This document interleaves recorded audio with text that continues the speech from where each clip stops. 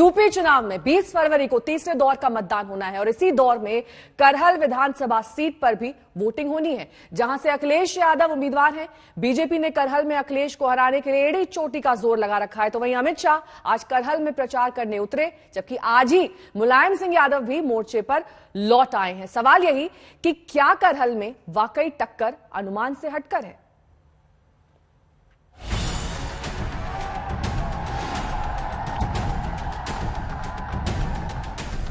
ये मैदान घरेलू जरूर है, पिच भी दोस्ताना है, लेकिन अखिलेश के लिए करहल का मुकाबला उतना आसान भी नहीं जितनी उम्मीद लगाई जा रही थी। बीजेपी ने करहल में अखिलेश की घेराबंदी उसी अंदाज में की है जैसे सिंगूर में ममता बनर्जी की हुई थी। एक केंद्रीय मंत्री को मैदान में उतारा, वो जो कभी मुलायम के विश्वस्त थे, उनकी तमाम रणनीतियों से वाकिफ थे और फिर प्रचार में पूरी ताकत झोंक दी। साइकिल की सरकार थी, बिजली रानी आपके घर में आती थी क्या? आती थी क्या? अब योगी जी ने ग्रामीण क्षेत्र में 22 से 23 घंटा और शहर में 24 घंटा बिजली पहुंचाने की शुरुआत करी। करहल में आज दोनों तरफ से दिग्गजों का जमावड़ा है। अमित शाह खुद मौजूद हैं, तो बेटी की जीत तय करने मुलायम भी मैदान में उतरे हैं। बीजेपी इस बात से खुश है कि अखिलेश के लिए मुलायम को मोर्चे पे आना पड़ा। वो इसे समाजवादी पार्टी की हताशा बता रही है और योगी आदित्यनाथ तो डंके की चोट पर अखिलेश की हार का ऐलान कर रहे हैं। वही हवा है, वही सपा है, कुछ भी नहीं बदला है। वही माफिया राज, वही गुंडा राज, वही दंगाई, वही पलायनवादी, वही धमकीबाज। तो इन दंगाइयों को और इन धमकीबाजों को मैं क्या कहूँ? यही तो बोलूंगा, धमकी देंगे, सरेआम मतदाताओं को धमकी देंगे तो यही बोलूंगा ना कि देखो बड़ी गर्मी दिखा रहे हैं, लेकिन चिंता मत करो, 20 दिन और इंतजार कर लो। 10 मार्च के बाद भारतीय जनता पार्टी धूम धड़ाके के साथ आ रही है और 10 मार्च के बाद सारी गर्मी शांत फिर हो जाएगी। लेकिन सवाल है कि क्या करहल की लड़ाई इतनी सीधी और सपाट है? जो भी हो, करहल की जंग को बीजेपी ने दिलचस्प बना दिया है। मुलायम अब तक प्रचार से दूर रहे, सेहत की लाचारी रही, लेकिन करहल में उन्हें उतरना पड़ा। जबकि पिछले 6 चुनाव में यहां से समाजवादी पार्टी 5-1 के स्कोर से जीतती रही है। 1993, 1996, 2007, 2012, 2017 में समाजवादी पार्टी जीती। सिर्फ 2002 में बीजेपी को जीत हाथ लगी। तो मैं विश्वास दिलाता हूँ, समाजवादी पार्टी आपकी उम्मीदों को पूरा करेंगे और आपकी संपन्नता, किसानों की पैदावार, किसान, नौजवान और व्यापारियों को तीनों मिलकर के देश का विकास करेगी समाजवादी पार्टी। और फिर मुलायम सिंह का तो करहल सीट से कुछ खास ही नाता रहा है। मुलायम ने करहल के जैन इंटर कॉलेज से ही पढ़ाई की। इस कॉलेज में मुलायम थोड़े दिनों के लिए शिक्षक भी रहे। सैफई से करहल महज 4 किलोमीटर की दूरी पर है।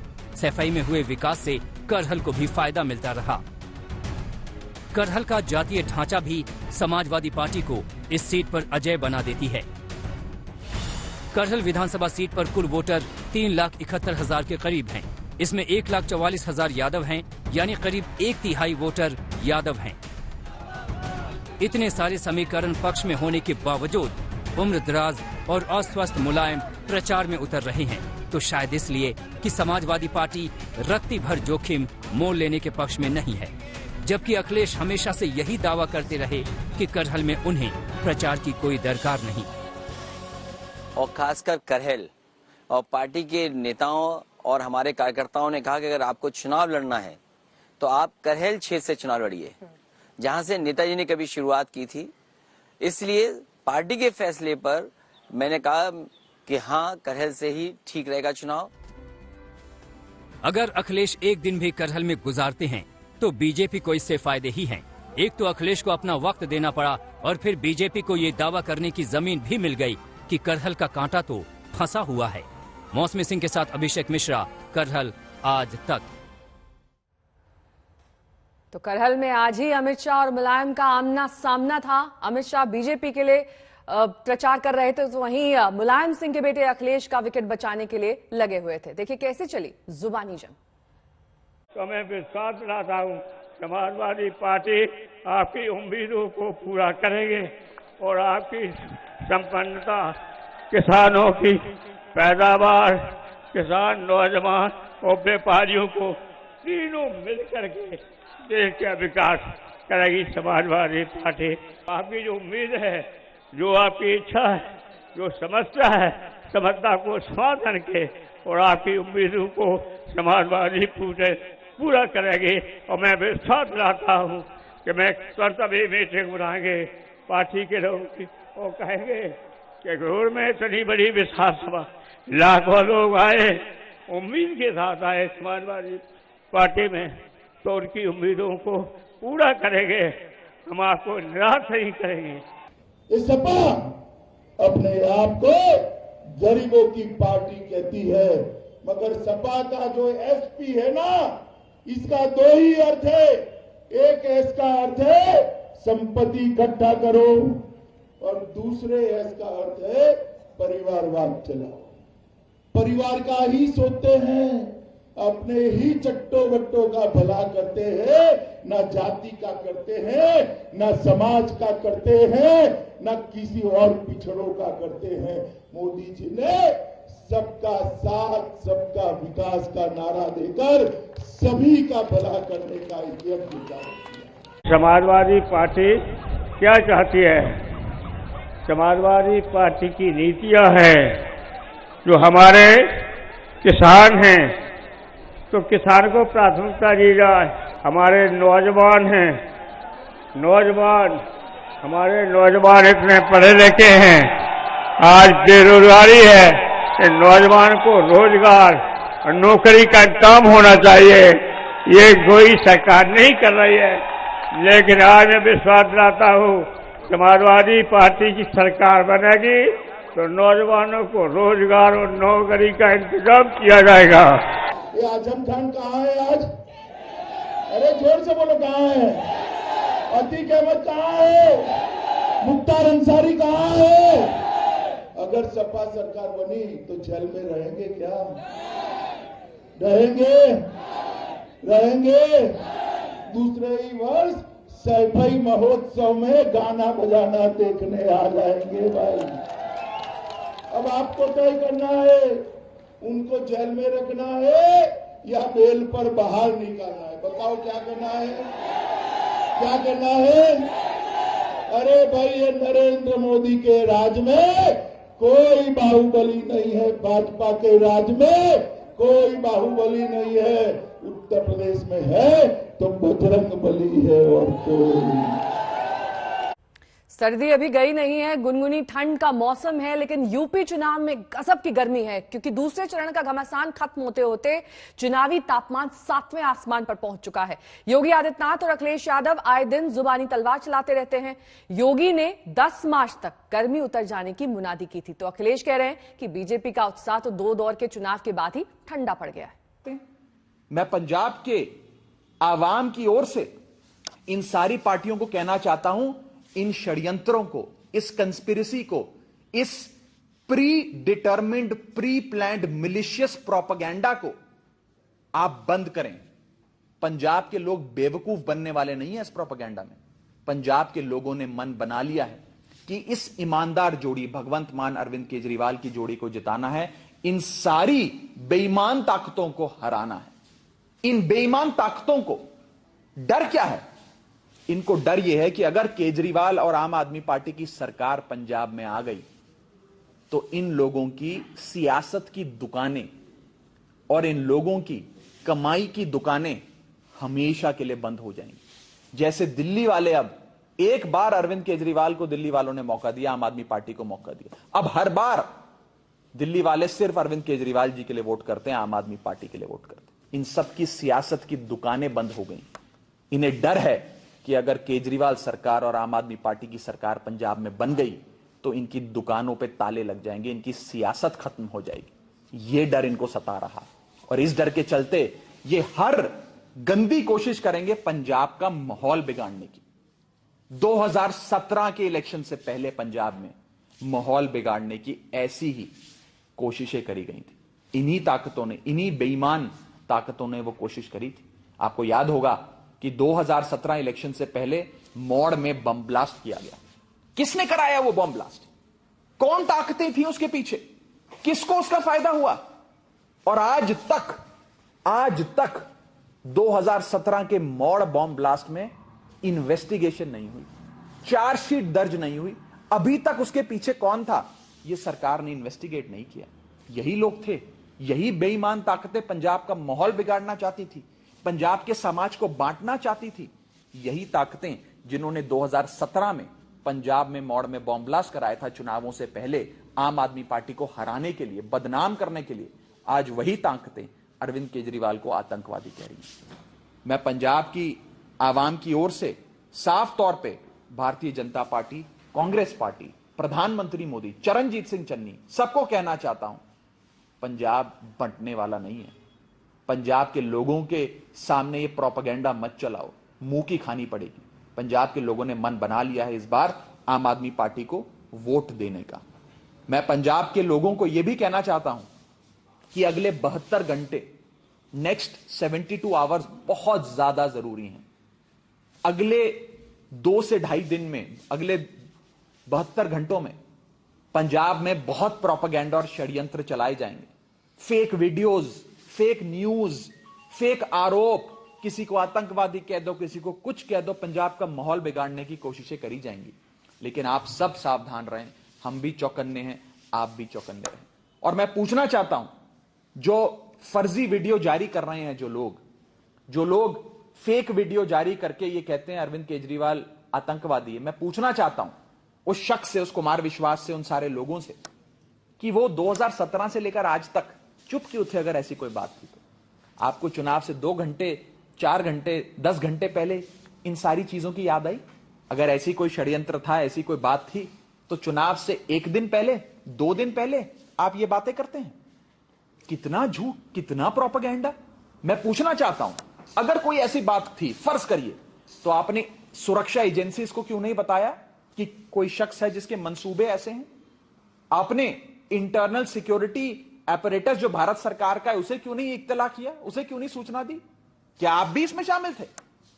आप जब इस अलेज्ड बयान, जो आपका एकदम झूठा बेबुनियाद प्रोपेगेंडा है, जिस बयान को लेकर आप ये फर्जी वीडियो बना रहे हैं, 2017 में आप कहते हैं बयान दिया गया, तो 2016 में भी आप पार्टी में थे, 2017 में भी आप पार्टी में थे, 2018 में भी आप पार्टी में थे। जब आपको अपनी मनचाही राज्यसभा की कुर्सियां और मनचाहे पद नहीं मिले, तो आपने ये प्रोपेगेंडा शुरू कर दिया। अगर 2016 या 17 में ऐसी बात की गई, तो आप 16 में पार्टी में क्यों थे? आपने पार्टी क्यों नहीं छोड़ दी? 2017 में पार्टी में क्यों थे? आपने पार्टी क्यों नहीं छोड़ दी?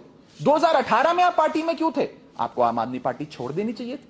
अब चुनाव से 1 दिन पहले, 2 दिन पहले ऐसे झूठे, फर्जी, फेक आरोप लगाना, पंजाब की आवाम आपको माफ नहीं करेगी, हिंदुस्तान की आवाम आपको माफ नहीं करेगी। और आप लोग न्यूज चैनल्स के एडिटर्स को, अखबार के मालिकों को फोन करके दबाव डाल रहे हैं कि इस खबर को चलाओ, इस वीडियो को चलाओ, नहीं तो हम आपके ऊपर रेड करवा देंगे, एजेंसियां छोड़ देंगे। ये कहां का तो आप राघव चड्ढा की सफाई दरअसल उस वीडियो को लेकर सुन रहे थे, जो कि कुमार विश्वास ने ट्वीट किया था। और इसी वीडियो को लेकर दरअसल जब प्रधानमंत्री अबोहर पहुंचे, तो उन्होंने अपनी रैली में जिक्र किया बिना नाम लिए। देखिए उन्होंने क्या कुछ कहा। ये लोग पंजाब को तोड़ने का सपना पाले हुए हैं। ये लोग सत्ता के लिए अलगाववादियों से भी हाथ मिलाने को तैयार है। सत्ता पाने के लिए इन लोगों को अगर देश भी तोड़ना पड़े, तो ये उसके लिए भी तैयार है। तो एक तरफ प्रधानमंत्री नरेंद्र मोदी अरविंद केजरीवाल पर निशाना साध रहे हैं, वहीं प्रियंका गांधी भी पीछे नहीं है। आज पठानकोट की एक रैली में प्रियंका गांधी ने केजरीवाल पर जमकर निशाना साधा है। सत्ता में आने के लिए तो कुछ भी कर डालेंगे। उनके एक साथी हैं, उनका कल बयान आया था, कह रहे थे कि केजरीवाल जी ने मुझे कहा कि अगर पंजाब के सीएम नहीं तो ठीक है, दुनिया के पहले नए देश के पीएम तो बन जाऊंगा मैं। समझे आप बात? आतंकवादियों के घर में जाके रहते हैं एक छोटे मियां साहब, और बड़े मियां किसानों को आतंकवादी कहते हैं। ये है सच्चाई आपके सामने। 16 फरवरी बीत गई है।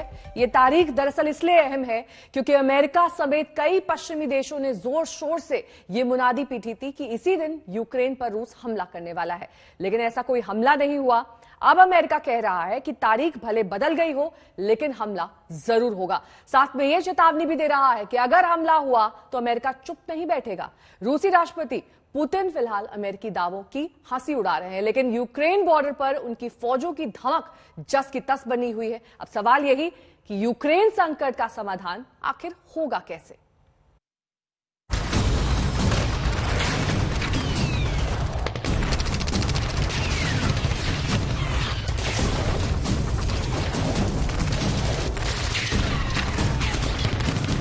करीब 2 लाख सैनिकों का जमावड़ा।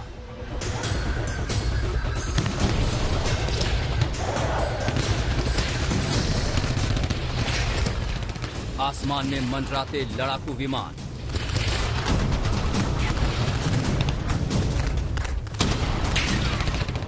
मिसाइलों का झुंड। टैंकों की फौज। क्या ये तीसरे विश्व युद्ध की आहट है?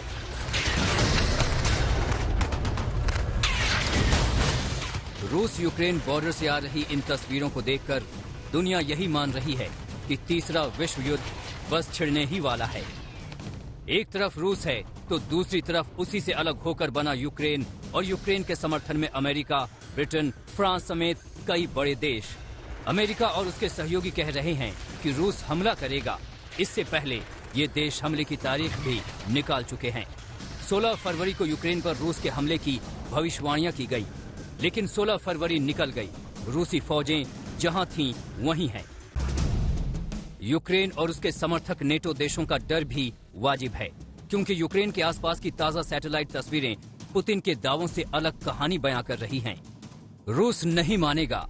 पहला सबूत बेलारूस और यूक्रेन को जोड़ने वाली प्रिप्यात नदी की इस तस्वीर में है। बॉर्डर से सिर्फ 6 किलोमीटर की दूरी पर नदी के ऊपर एक नया पुल तैयार कर लिया गया है। बेलारूस में रूस की फौजों का बड़ा जमावड़ा है जो कई दिनों से जंग का अभ्यास कर रही है। ये पुल इन फौजों को यूक्रेन में घुसने का सीधा रास्ता दे रहा है। रूस नहीं मानेगा। दूसरा सबूत। एक और सैटेलाइट तस्वीर में बेलारूस की फॉरवर्ड लोकेशन पर रूसी हेलीकॉप्टर यूनिट की तैनाती दिख रही है। इनकी जगह थोड़ी बदली जरूर है, लेकिन वापसी के संकेत कतई नहीं है। रूस नहीं मानेगा। तीसरा सबूत है ये तस्वीर जो यूक्रेन बॉर्डर पर ब्रेस्ट इलाके की है। यहाँ आर्टिलरी यूनिट की तैनाती कम होने की बजाय बढ़ गई है। इन 3 तस्वीरों के अलावा कई और सैटेलाइट तस्वीरें सामने आ रही हैं, जिनकी बिना पर अमेरिका और सहयोगी देश दावा कर रहे हैं कि रूस का वापसी का दावा झूठा है और वो कभी भी पलटी मार सकता है। हालांकि रूस ने अपनी सफाई में एक वीडियो भी जारी किया है, जिसमें एक ट्रेन में दर्जनों भारी भरकम टैंक लाद कर ले जाए जा रहे हैं। रूस का दावा ये था कि ये टैंक यूक्रेन बॉर्डर से वापस लाए जा रहे हैं, लेकिन इन तस्वीरों से पश्चिमी देश कोई पुख्ता निष्कर्ष निकालने को तैयार नहीं है। रूस के खिलाफ नेटो देश भी अपनी तैयारी में कोई कसर नहीं छोड़ रहे हैं। जवाबी कार्रवाई के लिए रोमानिया में सहयोगी देशों की फौजों का जमावड़ा लग रहा है। नेटो के हथियार और बड़े कमांडर पहले से यहाँ पर चौकस हैं और आवाजाही अभी भी जारी है। हालांकि रूस के मिजाज को दुनिया पहले भी देख चुकी है। पुतिन जो करते हैं डंके की चोट पर करते हैं, लोग छिपकर नहीं। उनका ऐसा अंदाज दुनिया पहले भी देख चुकी है। क्रीमिया पर कब्जे की उनकी जिद सबने देखी। कभी वो पनडुब्बी में बैठकर समंदर की सैर पर निकल पड़ते हैं, तो कभी परमाणु जहाज में बैठकर ग्लोबल बैठकों में शामिल होने निकल पड़ते हैं। सड़कों पर मोटर बाइक दौड़ाना हो या फिर कोरोना काल में मरीजों से मिलना हो, पुतिन ज्यादा सोच संकोच में पड़ने वाले नेता नहीं है। दुनिया इसीलिए और भी चिंता में है कि पुतिन ना करते कब युद्ध का डंका पीटने लगे, इसका भी ठिकाना नहीं है। आज तक ब्यूरो। यूक्रेन में युद्ध संकट के बीच आज तक की टीम राजधानी कीव में मौजूद है और वहां के हालात पर पल पल की नजर बनाए हुए है। देखिए कीव से आज तक की ground report.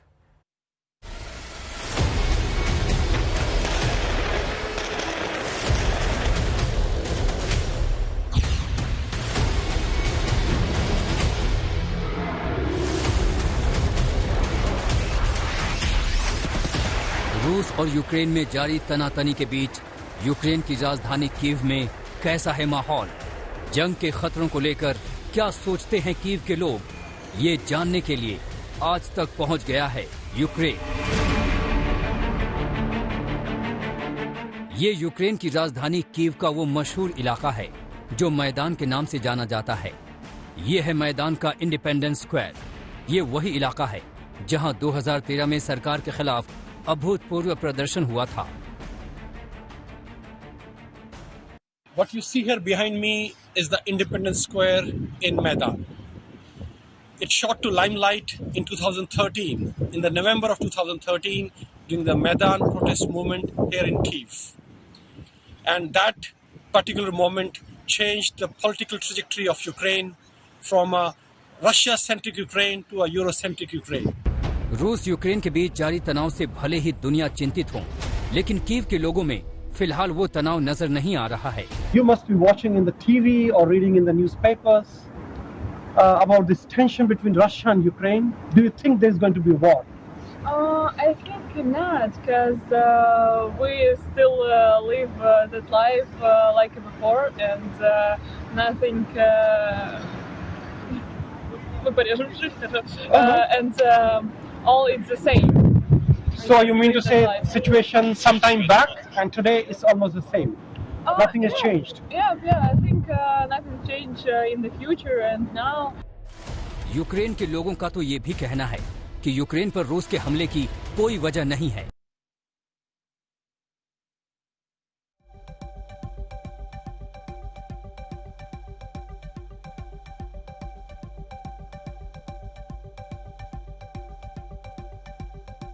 Worrying a lot, but in my case and in case of my friends, we just trying to live our typical life without any attention to this kind of aggression. So this panic created by media that there is going to be a war has not affected your normal life at all. I can't say like Loudly, this. a little loudly. Yeah, because for sure we feel some not good emotion in the morning because you Yeah, I read this understand. on news. Yeah. It's a lot of pressure on you. Yeah. But you're trying to skip it And stay as normal and as start, possible. yeah. But you think there'll be war? I'm not sure. You And think it will be yes or no? It will be like can happen or cannot happen? I think it's really high price for the Mr. Putin in that case, and we are not the same Ukraine as was. Kyiv के commercial hub के रूप में मशहूर क्रिशिएटिक street में भी सब कुछ सामान्य नजर आ रहा है। This is called Cruciatic Street, main commercial street full of tourists on normal days, and so is it today. A lot of people around, people are moving around normally like they would on any other day. As you can read on this wall is written, all you need is love. So I believe here nobody is even thinking about war and things are normal. Normal crowd as you would expect on any normal day. Kyiv के चमचमाते restaurant और बार में भी सामान्य दिनों की तरह चहल पहल जारी है। लोग ये यकीन करने को तैयार नहीं कि जुबानी जंग असली जंग का रूप ले सकती है। इंडिपेंडेंस स्क्वायर से लेकर रेस्टोरेंट और बार तक सब कुछ सामान्य नजर आ रहा है, लेकिन कीव एयरपोर्ट पर जब आप पहुंचेंगे तो वहां तनाव का असर नजर आएगा। जंग की आशंका के बीच लोग यूक्रेन छोड़ रहे हैं। 16 फरवरी वो तारीख जिस दिन रूसी हमले की आशंका जताई जा रही थी, वो दिन शांति से गुजर चुका है। लेकिन क्या यूक्रेन के सिर से युद्ध की तलवार हट चुकी है? राजेश पवार, कीव, यूक्रेन आज तक।